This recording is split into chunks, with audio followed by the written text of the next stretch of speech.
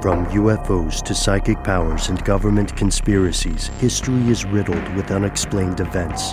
You can turn back now or learn the stuff they don't want you to know. A production of iHeartRadio.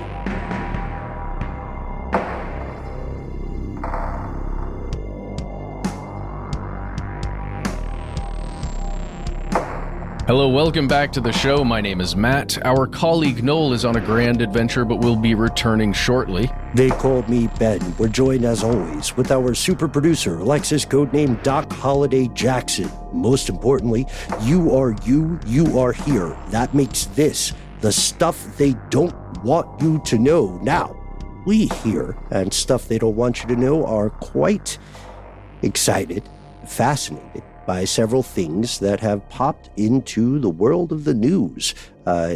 Immediately after we record these things, other amazing or disturbing events occur, and we can't wait to explore them with you. We're going to learn about some former mayors. We're going to learn about some weaponized balloons. We thought, before we get into any of that we might explore we might spend the first part of tonight's program exploring just various things that popped up that we thought were interesting. Yes, the rumors are true. There is a group of 100 feral chickens terrifying a small village in Norfolk. There are drones that are going to be first responders for 911 calls in Colorado. And Matt, one story, maybe we begin here. Well, can we begin with just a little bit more about those chickens? Because I want to know about these chickens. They're feral? Does that mean they're like going around attacking people? It means that they are a out of control nuisance in Snettisham, Norfolk. They are apparently not owned by anybody. We'll get to the Sling-Shot guy in a minute, which I think we both really identify with. This town, Snettisham, Norfolk, is pretty small. It's a village, and they have, per an article in The Guardian, made life quite difficult for the residents of this small town of Snettisham. I'm not sure how to say it. What would you say? Snettisham? Snettisham? Yes. Either? Snettisham. I don't know. Snettisham. That's how I'd say it. No, Snettisham? I don't know. So people have, let's go to Rod McKenzie, a counselor at the parish, who said, quote, referring to the chickens, "They're a pain in the butt. If they come into your garden, they dig everything up. It's not just food for the chickens. It's every bit of detritus they can find, and that brings rats." Dude, shout out for detritus in a quote. What was it someone left the other week? A quart of pink prawns. The rats are quite sizable around here, and they breed like hell. So apparently there's a feedback loop created because people from around the land came to see this roving band of this motley crew of feral chickens. And when they do, just like people who visit Xinjiang, the one-armed macaw monkey in China, when tourists visit, they leave food for the chickens.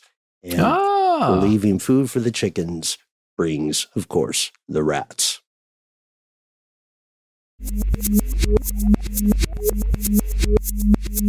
What kind of food do you leave for the robot dogs with large assault rifles attached to them that China just unveiled? They unveiled not just a couple. Remember we did an episode where, oh, look, this one company made this one type of robo dog that has a sniper rifle attached to it. Well, they just unveiled basically a battalion of these robo dogs with assault rifles. Which we immediately predicted would happen. Yeah. It would be inevitable when this first came out. I would say, to answer your question there, Matt, the food you leave those dogs is ammo and batteries. Yep.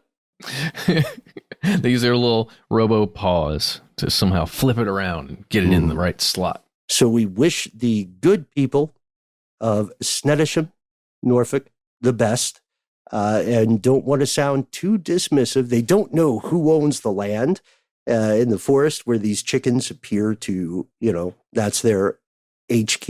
We don't know which human owns land yet, but we can say you could always just eat them, right? They're chickens. You could just kill them and eat them. I don't know. Oh, yeah, I guess so. There's another great quote from that Guardian article. A dog walker who, quote, did not wish to be named said, quote, people in the new houses are moaning about them, but they've been here such a long time, and there are more important things going on in the world than a few chickens. They should get a life. So maybe it's an HOA embellishing a problem, which would not be out of the bounds of HOA MOs. Can you imagine if that was just a thing? Like local HOAs would just go out and make a press release about somebody's house that was just minorly unkept. Mm-hmm. Get it in Deadline. Get it in Hollywood Reporter.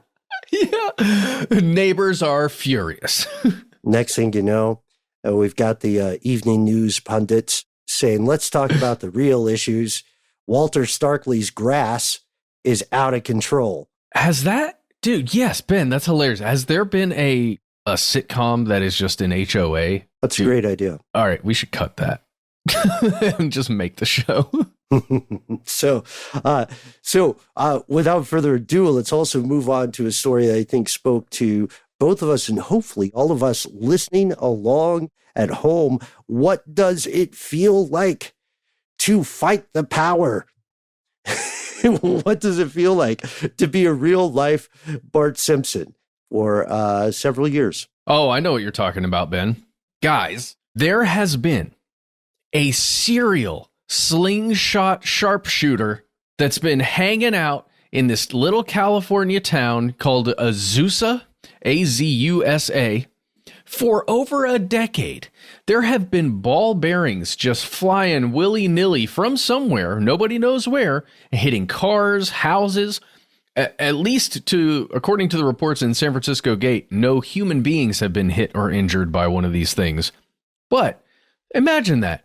You're just kind of going about your day in your neighborhood, wherever you live, and every once in a while, a giant ball bearing zooms past you and impacts a Ford Taurus that's parked right on the side of the road there. Not fun. You'd feel like you were under attack, maybe. But it also, in a weird way, seems very Bart Simpson, as you said, Ben. Someone just doing some kind of, what would you call that, Ben? Purposeful mischief. But it's not really, it's more than mischief, because that's dangerous. Grassroots activism? I'm kidding. I kid. This idea, we could call it mischief, Dennis the Menace style. Look at this rascal. But this rascal in this situation is very lucky that they have not caused grievous harm to a person. Agreed. But they could have, and maybe they would have if they were escalating, though 10 years is a long time for a serial slingshotter to escalate. You know what I mean? Usually that would be like first couple times, then you move on to what? Aiming at those, what are those robot delivery things that George Washington saw not too long ago? You start knocking those. Mm-hmm. Well, anyway, we have good news. This serial slingshotter has been identified and apprehended. His house has been searched. The ball bearings and the slingshot have been recovered, and he's in trouble, mister. Does he have to go to slingshot court? Yeah, he does. Dude, of course he does. Guess what his name is, Ben? You saw his name. It's an epic name. Okay. Prince Raymond King. Yeah, dude. Prince. 81 years old. Dude, if only there was an L in there, so it was Prince El Rey King. So he's just like, this guy's royalty. Prince the King. Yeah, exactly. The King. Oh, amazing. But yes, he and all of the ball bearings were found, and he's in big, big trouble, according to San Gabriel Valley Tribune. Yeah. Shout out to Nathaniel Percy, the journalist reporting there on May 25th of 2024 as we record. He was apparently not a super mobile operator. A lot of the ball bearings shot via his slingshot appear to have originated from his house. Yep. On North Enid Avenue. Just slinging them. Well, here's maybe why he wasn't so mobile. At the time of his arrest, he was 81 years old. He is 81 years old because this just happened. But yeah, he's in jail now for doing that. And he's been doing it for 10 years. So I guess once you hit like around 70, the thought of a slingshot pops into your head again at some point if you're Prince King. And you're like, man, slingshots were cool. I should get my hands on one of those. Got all these old ball bearings from... What do you have old ball bearings from? I don't even know. Well, he got a deal on them somehow. He either had them or went to a Costco or something like that. He's about 23 miles east of L.A. So West Coasters, this could have been you. Exactly. But I think what happened is you have that idea of the slingshot, you find something to sling, and then you let one rip right from your back porch or something, from your backyard, and you just wait, and then you hear ding, and it becomes addictive, I think. You just want to keep hearing that ding sound of it impacting the side of a car or a house. Yes, perhaps. They also over at San Gabriel Valley Tribune, they spoke to Police Lieutenant Jake Bushy, who confirmed most of these ball bearings were launched from the King's yard. We're just going to call him the King.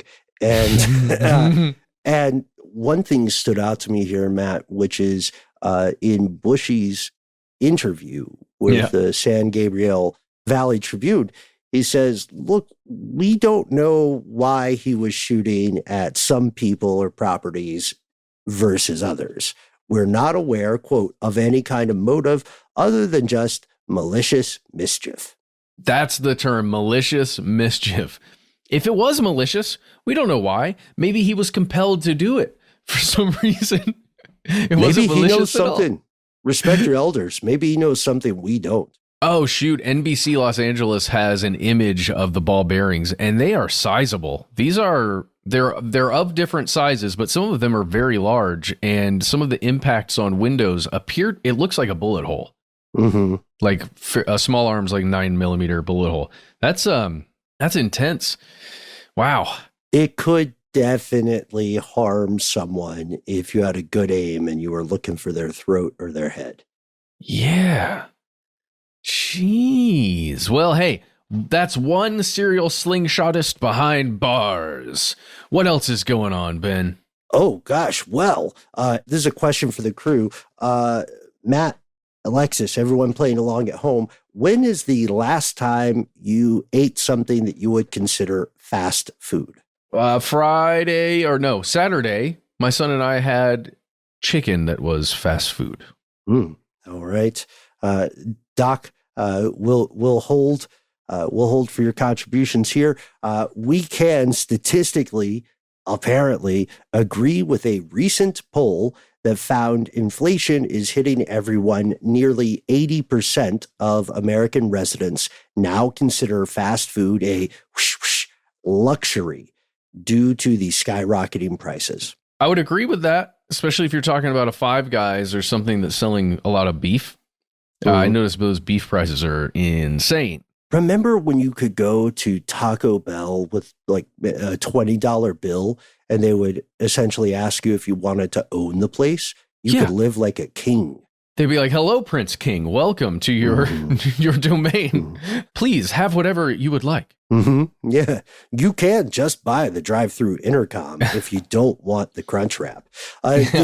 This leads us to something that I think is of growing interest to many residents of the United States, regardless of political ideology or demographic divide. People are noticing the American dollar does not appear to go as far as it once did post-pandemic or during the pandemic. And everybody likes to say post-pandemic, but it's still happening. Yeah, the plandemic. No, I'm just joking. I mean, but there is a conspiracy afoot. I would argue there is a plan, because when supply chains were decimated, I'm using that word correctly, when supply chains went sideways, cost of goods and services, products, whatever, naturally arose. However, as those supply chains recovered, some boffins and some sharks in the boardrooms realized they didn't have to bring the prices back down. Not right yet. You know what I mean? If we've normalized paying, $5 for something that was $3, then maybe we'll just keep going until someone says something. Yeah, and even when they do, what are they going to do? Not eat a Whopper? Oh, come on. Come on. Did you hear Morgan Spurlock, the guy who made Super Size Me, just passed away from cancer? I think today as we're recording this, or yesterday. He passed away. I thought he passed away earlier. Oh, okay, maybe. I just read about it today. Yeah, the Super Size Me guy, unfortunately, has passed away, and later investigations would conclude that it was cancer, possibly due to some lifestyle choices he had made that were not the focus of Super Size Me. I didn't know that. I just heard that he passed away from cancer, though. And any number of things can cause cancer. You know what can't cause cancer? Slingshots. You say that. But... I say that. Maybe I haven't. Maybe I'm not read on to the full capacity of slingshot technology. What if you're slinging lead or mercury ball bearings? I'm saying maybe they cause cancer, but not to you, the user. Yeah, I don't know. You should at least wear gloves. We're talking about this price hike and this ongoing inflation, which does seem to be manufactured and not necessarily a end result of the hard math of transit. What we saw is a recent survey conducted by an outfit called Lending Tree, and they found that 78% of consumers have clocked how expensive fast food meals have become. The day of the dollar menu appears long gone, and now fast food is a luxury purchase. This is especially true amidst American residents who make less than 30 grand a year, people with young children, and folks that we would call Generation Z. Findings show about 3 out of 4 Americans typically eat fast food around once a week. But 62% of people that were asked about it said, obviously not, I'm just going to cook at home now, or go to the mom and pop place. You know what I mean? Go to your local restaurant, and you can feed a family of 4 for far less, apparently, than one could at your McDonald's or your Burger King. I don't know, man. I don't know how long people are going to keep buying Whoppers. Forever? Come on, man. Don't believe the hype. Well, what is this Lending Tree out there talking to people and getting opinions? Mm-hmm. Burger King will live forever. I hope, I see, again, when this gets analyzed by AI and then translated into German, nobody's going to understand that I'm being sarcastic, but that's what it's supposed to be. They will now, because we've explicitly said so. We've got to pause for a word from our sponsors before the 911 drones of Colorado come to find us. Even though we're not in Colorado, a lot of stuff can go wrong with with large language models and AI, as they call it. Just ask Google and tell us what it tells you when you search. We're going to pause for a word from our sponsors, and then maybe we travel to South Dakota. What do you think? I guess so. Yeah, it's going to be somber when we get back, but not too bad. Actually, yeah, pretty bad. So just hold on to your horses. No. Hello, 911. This crunch wrap is $5. All right. We'll be right back.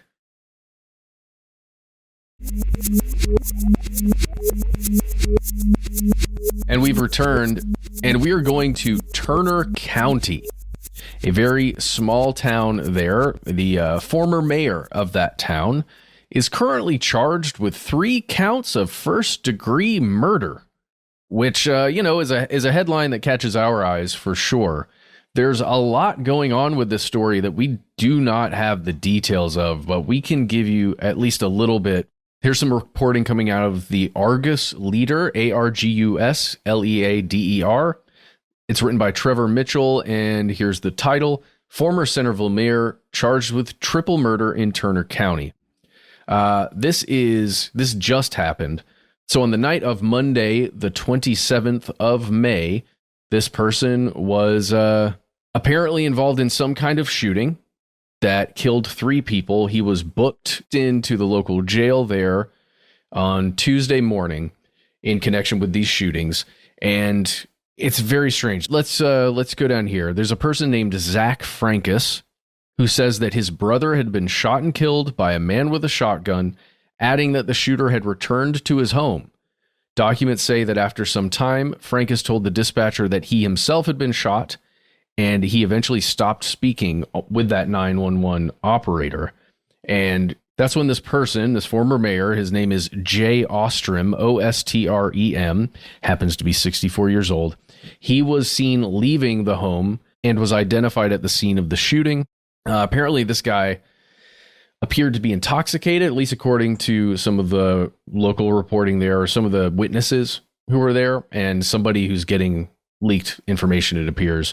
But he ignored the commands to stop, to put down whatever he had in his hands, to lay on the ground. He was apparently bleeding from his left hand, and you could smell the alcohol on him, according to officers who first responded there. He had a handgun and an AR-style rifle in his possession. He also had shotgun shell casings and a spent rifle casing just on his person when he was stopped by these officers. When those officers then went into the home where this guy had just left, they found 3 dead men. Zach Frankus, the person who had called 911 to report this happening, Paul Frankus, who is 26, and Timothy Richmond, who was 35.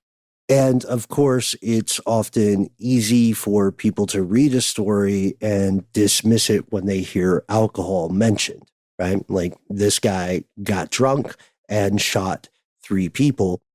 However, we have a context as to what appears to have informed the former mayor's actions. And heads up, folks, it is an unpleasant thing. Yeah, okay. So these are neighbors, these 3 younger guys, and then this older guy who's accused of killing them.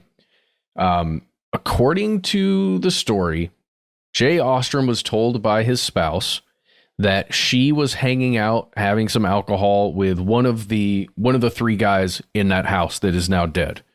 And according to the story, this person, Paul Frankus, forcibly kissed her and exposed his genitalia to her. And she then told her husband about it, Jay Ostrom. And Jay went raging out of the house.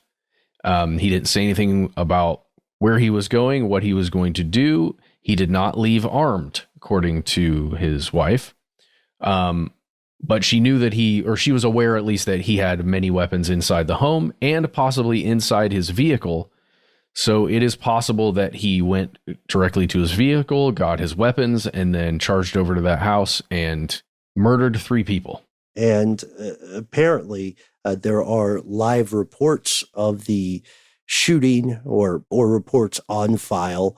You can read this in affidavits reported by Sioux Falls Live, wherein a guy called in and said, yes, I have been shot. That is Frankus. Yeah. And Frankus most likely died on the phone, or at least lost the ability to speak. We know that there is, as you said, blood on his left hand. I appreciate the note about being charged with, but not convicted of killing these 3 pretty young people. We also apparently, Matt, have a question about the nature of former Mayor Richmond's relationship to the Frankus brothers. Did they just live in the same area? Or to what degree did they interact? I don't know. Do you have more info? So I'm looking at a couple of different stories. Daily Beast has an article by Josh Fiallo. As we mentioned, Sioux Falls Live has some information on this. It's not quite clear, but we can say one thing for sure. Centerville, South Dakota is not the biggest town in the United States. No, it's pretty tiny. Less than 1,000 people. Oh, wow. Less than 1,000 people. That's 918. Smaller even than I knew. So it should be noted that this person, Jay Ostrom, who is accused of doing this stuff, he's a former sheriff's office investigator. Mm-hmm. He was a deputy, I guess, according to Argus Leader Archives. I don't know. He's done a lot of stuff for that small town. He assisted in a trial in 2010 of this guy named Ethan Johns, who was convicted of killing a sheriff's deputy there. He also apparently was involved in some kind of sexual harassment lawsuit where it was a lawsuit levied against him.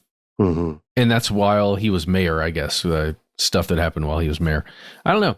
This one just stuck out to me because it is somebody really high up that appears to have gotten super upset about something and then went off the handle and chose murder.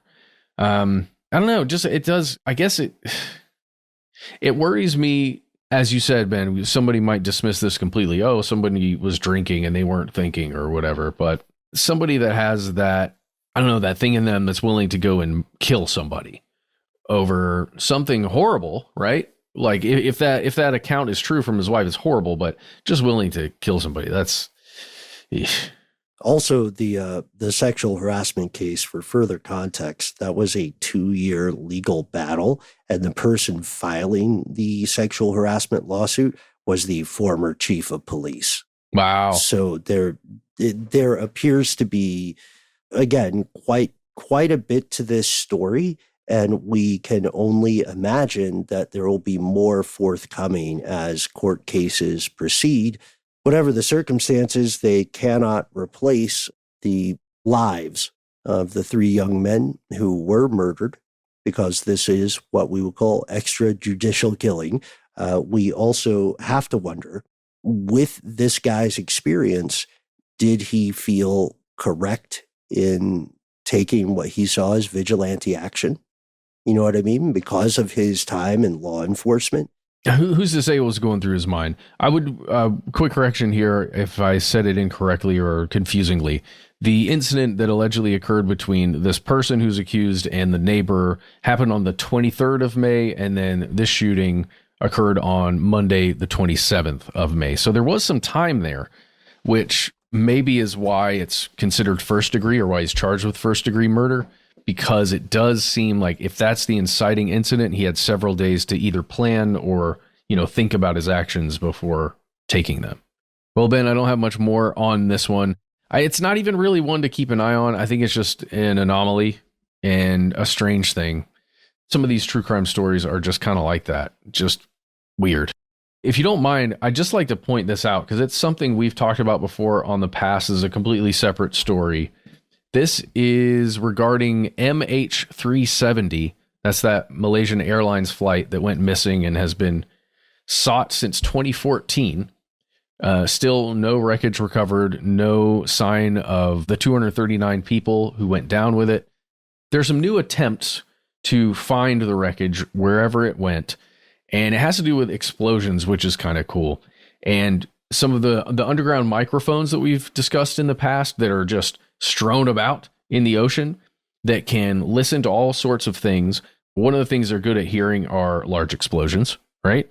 Listening for nuclear weapons that have been tested underneath the sea, which is something the U.S. used to like to do quite a lot, near atolls especially. They're going to use this technology to attempt to basically recreate, I think, at least if I'm reading this correctly, they want to recreate the sound of this plane hitting the water, or get as close to they can of like hearing basically with those microphones what it would sound like, and then also taking into account everything that's been recorded right around the time that it crashed, and try to use the sound to pinpoint where it actually entered the water, because that's still an unknown right now. And they're recommending that authorities conduct what they're calling controlled underwater explosions, which is really, I don't know. It's an interesting thing to me. Maybe. It's an important thing. It would bring a lot of closure to hundreds of families. And we have an episode coming out later this year, which is an update on the planes that have disappeared.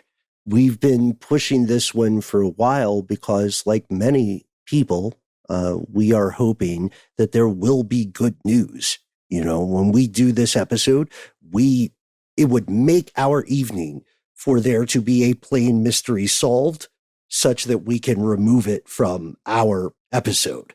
But the ocean is big. You know what I mean? It's no surprise that things get lost, conspiracies proliferate for a reason. We do know that assassination as plane crash has been deployed in the past. That is a true story.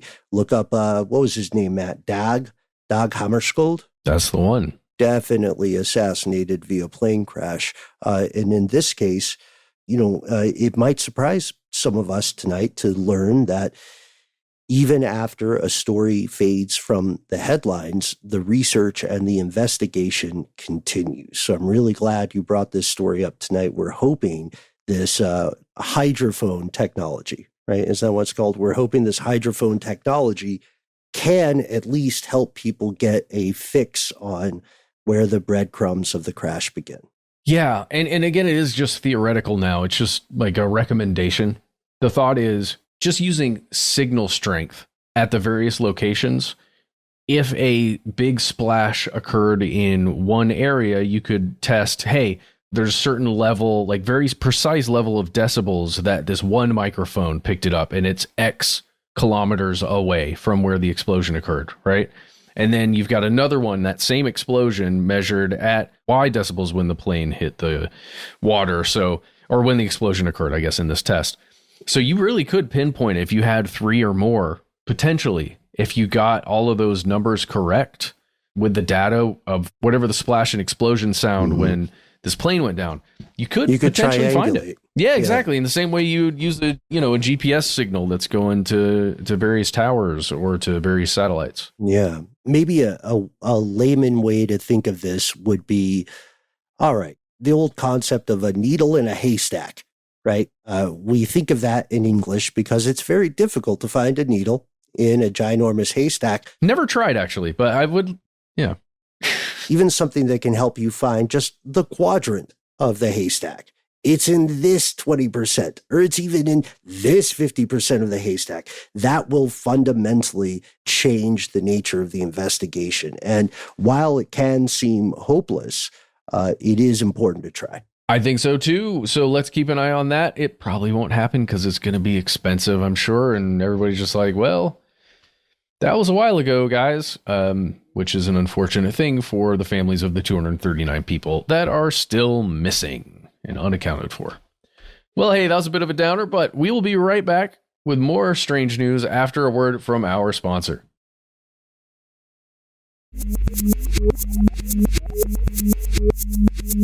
We take you to Seoul, South Korea.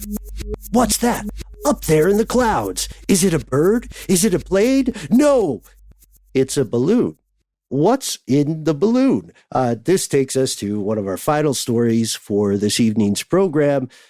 The Democratic People's Republic of Korea, DPRK, street name North Korea, has been accused of sending balloons carrying poop across the border, across the DMZ, into South Korea. First, what? Second, why? These are some of the questions. I think those are the primary questions. Well, the next one for me is, what were they contained within? Was it just like a plastic bag, or was it? It also wasn't just poop. There were cigarette butts, miscellaneous trash. Let's go to The Guardian and The New York Times. So shout out to Justin McCurry, writing for The Guardian, based out of Tokyo, who says South Korea has warned residents living near the border to be on alert. And the South Korean government, the Republic of Korea, or ROK, has accused North Korea of sending balloons containing feces and trash into South Korea. And if you look back, you can find this with some cursory digging. The South Korean military, just this past Wednesday, released photographs of what appeared to be, to answer your question, Matt, plastic bags tethered to balloons, just hanging down, like a gondola from a hot air balloon. And there was trash around these. Somebody wrote the word excrement on one of the bags that had come down to earth just to drive the point home. According to the Yonhap News Agency and South Korean military sources, more than 150 of these balloons made their way south. Some were still in the air.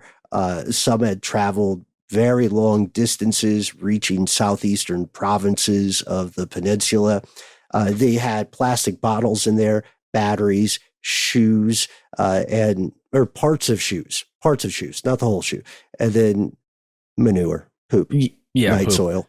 I can really identify with this. I've been cleaning out cat litter for the past week or so, and just the sensation of gathering poop into a bag that I did not, but probably should have labeled feces. Just doing that over and over again, and then hauling that bag down to another bag so that it can get out of my house and not smell like that anymore. And then wondering who really is in charge of this tiny government of my home. Right? Yeah, I'm pretty sure it's that cat. That cat's not taking out your poop. No, it's not. And it really doesn't like it when I pet it, unless it's tired. Then it's like, all right, we're cool. It takes time. Yeah. Yeah, it's true, man. Like, okay, so imagine the panic. I think it was not too long ago. I was off on a thing recording remotely, and we were recording the week that the Chinese government sent some high altitude surveillance balloons into U.S. airspace. And if we think about that in that context, this story seems way less funny, right? At first, it's like a 1980s Revenge of the Nerds comic book kind of prank. Like, we'll show them. We'll send poop balloons. What a rip. But now, if you're the South Korean military and you are pretty much waiting for a possible attack, full-scale kinetic war from the northern part of the peninsula, then when you see stuff you cannot identify in the air, your first assumption has to be it is a weapon. Oh, yeah. You know what we need? Oh, God, I wish we had this. Some kind of slingshot sharpshooter that could hang out on the DMZ. Yeah.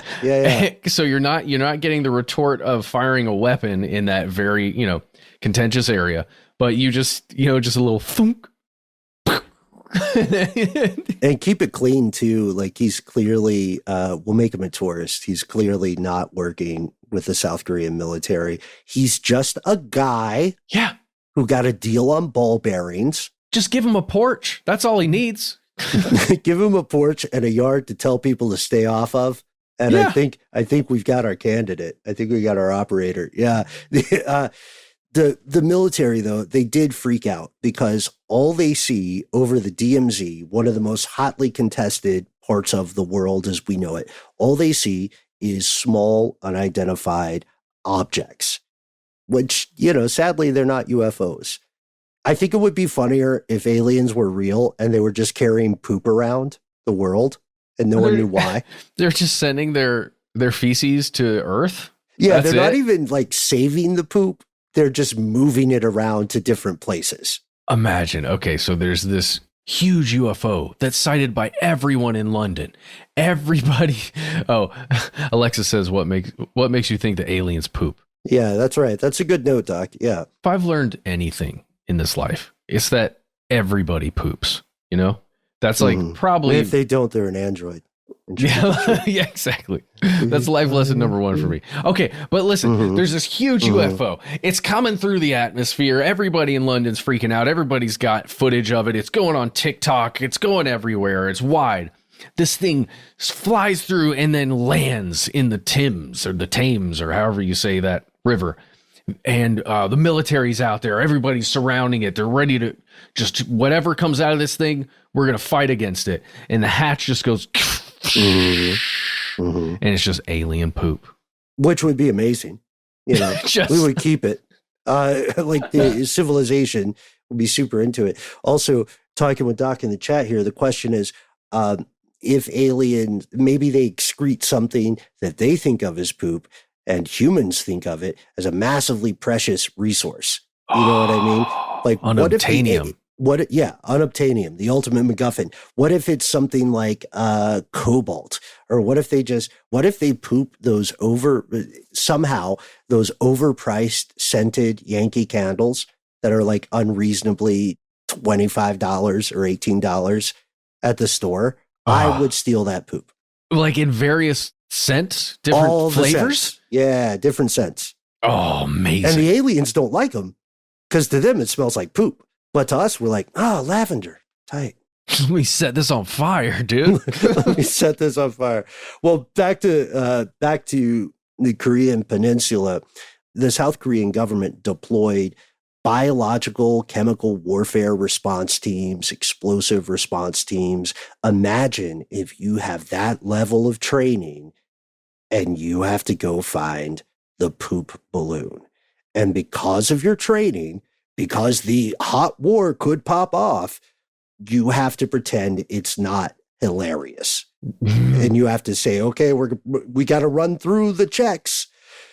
That's clearly a balloon of manure, but let's send out the robot and see if the robot explodes. And then who draws the short straw to have to actually go up and take the bag of poop? This is so weird, man. Like, what is the point? I really don't know. Is it a warning? We have one statement from Kim Kong-il, who is a defense vice minister in North Korea, who says who said that the DPRK is going to retaliate toward some propaganda war stuff by South Korea. So South Korea for a long time has been sending leaflets about like anti-North Korean leaflets, thumb drives that allow people access to news stories or literature or ideologies that you couldn't normally access in North Korea. And so, per the official North Korean news agency, KCNA, Kim Kong-il said the following, quote, "Tit-for-tat action will also be taken against frequent scattering of leaflets and other rubbish near border areas. Mounds of waste paper and filth will soon be scattered over the border areas and the interior of the ROK," again, that's South Korea, "and it will directly experience how much effort is required to remove them," Kim said. So I think the idea is without escalating toward that war that no one really wants, except for defense industries. I think the idea is, hey, we're going to show you what it's like to have to deal with this, right? So now we're sending a bunch of balloons, just like the stuff you sent, and just like the stuff you sent, our balloons transport trash because North Korea is the best. I think they solved it. I think that's it. Unless it's coming from further north. What if it's coming from, I don't know, a city in China just across the border of North Korea? Mm-hmm. And they're playing both. They're just like, let's send this over there. They'll both blame each other. It'll be hilarious. Oh gosh. And if it's a big enough Chinese city, they're thinking we got to get rid of this poop somehow. You know what I mean? Like, we've got all these balloons. We've got all this deal poop on the balloons. We keep making poop, you know. Yep. We put out a notice. We asked people to stop pooping, but they keep going. So we've got to do something. There's a clear answer here. I'm not seeing it yet. Point A, point Z. Geez. We need top men on this one. Also, it makes me think the idea here is clearly propaganda, right? Is that safe to say? Like they're not trying to upset the grand balance of the armistice. I don't think so. I don't know.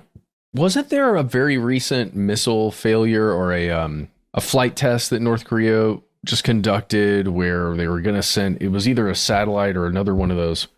It was a test of a rocket and it failed pretty horribly. Yes. Thank goodness. I'm sure they get panned.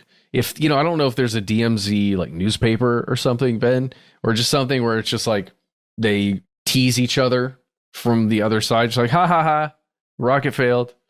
Great job. And there's like, oh yeah.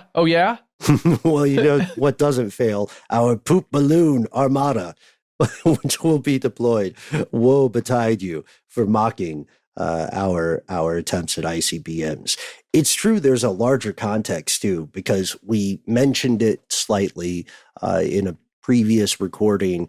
Uncle G and Uncle Vlad did have a very public pinky swear recently, creating a troubling partnership of convenience, or escalating a troubling partnership of convenience between China and Russia. And now this poop balloon stuff comes on the heels of an earlier report where Vladimir Putin and Kim Jong-un, the current leader of North Korea, agreed to a pretty troubling deal, or a deal that has NATO and the West kind of upset. Because the problem is, all right, North Korea has a nuke, right? They have nuclear capability in a weaponized fashion. What they don't have is the other side of the equation, which is getting the nuke to the place they want to hit. They don't have that yet, right? They have the engine, but they don't have the car. And if they make a deal with Russia, Russia could give them ICBM, or reliable ICBM. I mean, North Korea's previous designs are already old Soviet tech. So the United States is currently quite concerned about the possibility of someone giving North Korea this car, such that it could drive to the west coast of the United States. It's a real concern, but also, man, how much of it is warmongering on both sides? Like, if you want more funding for the Eastern Theater, you say that a nuclear response is imminent, or not even a response, a nuclear action is imminent, and the wallet just opens up and everybody votes in your favor. Very true. I don't know. Maybe it's also just humans are humans. Maybe the poop bags are just a fun prank. Ben, you said something pretty hilarious. I put it together. I don't know if anybody else did that was listening. You're talking about poop on the heels of Putin, which Yes. to me is really funny. Thank you. Thanks. Because it's something about your Putin, but then poop. I don't know, Yeah. but it's on your heels. Mhm. It just seems messy. Oh, North Korea and Putin are definitely, North Korea is definitely Putin on the Ritz. And I don't know how much more there is to this story, but we do know that in the larger context, the government of China and the government of North Korea have a rare disagreement regarding nuclear weapons, because China is asking them to pump their brakes, and they're saying all gas, no brakes, poop in the balloons. You know what I mean? Yeah, I do know what you mean. Dude, great. That's why we hang out. That's how Matt, Doc, and I talk when we're off air. We have so much stuff we didn't get to this evening. We didn't really get the chance to talk about Papua New Guinea. There's a failed coup on the African continent that's not getting a lot of Western press. We have Cop City stories we have to cover. The new Windows AI is going to record everything you do on your personal computer. What could go wrong? Sweet, man. Nice. I always forget what I've been doing on my computer 7 months ago. Yeah, good. Now we can finally have a snapshot. Now I can finally confirm that I wanted to buy, but did not in fact buy those construction boots with toes. You know what I mean? Thank goodness, man, because I forgot if you did that or not. What was I doing on November 14th, 2023? Oh, it says here. Yeah. I opened my notes app. I typed, it's got an entire log of everything I typed into my notes app. Oh, I'm boy. sure it's gold. Oh, boy. That was a bad day. Oh, jeez. Oh, man. That was a Tuesday. We were getting ready for strange news. It's got all of our search histories, Ben. Fantastic. I stick by what I searched. I don't know if I do. All right. Well, it takes a team, right? What's the old proverb? If you want to travel fast, travel alone. If you want to travel far, travel together. So here we go. Maybe one day Google AI search will also scrape our own search histories to provide us unhelpful answers to all sorts of questions, but we want to provide helpful questions, answers, and dialogue with you, friends of the show, fellow conspiracy realists. Thank you so much for tuning in. We will be back later this week with even more stuff they don't want you to know. In the meantime, join the show. We try to be easy to find online: Facebook, Instagram, Twitter, all the hits, all the good ones, MySpace, Farmers Only, and of course, you can always send us an email or give us a call. Is there a drummers only?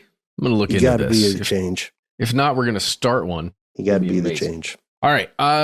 Yeah. Hey, do you want to call us? We have a phone number. You may have noticed it was down for a little bit. It is back up if you're hearing this, so please do call it. The number is 1-833-STDWYTK. When you call in, give yourself a cool nickname. Then you've got 3 minutes. Say whatever you'd like. Make sure you let us know if we can use your name and message on the air. That's very helpful for us.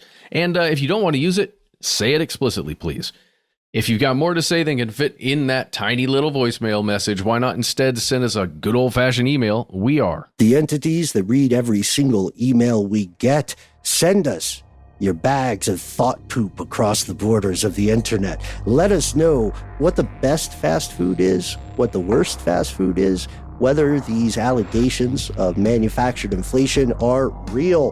Thanks also to Darcy, who sent us the winning picture of the funniest reptile. No spoilers. We may mention it in a future episode. All you have to do to be part of the show is drop us a line. We are conspiracy@iHeartRadio.com.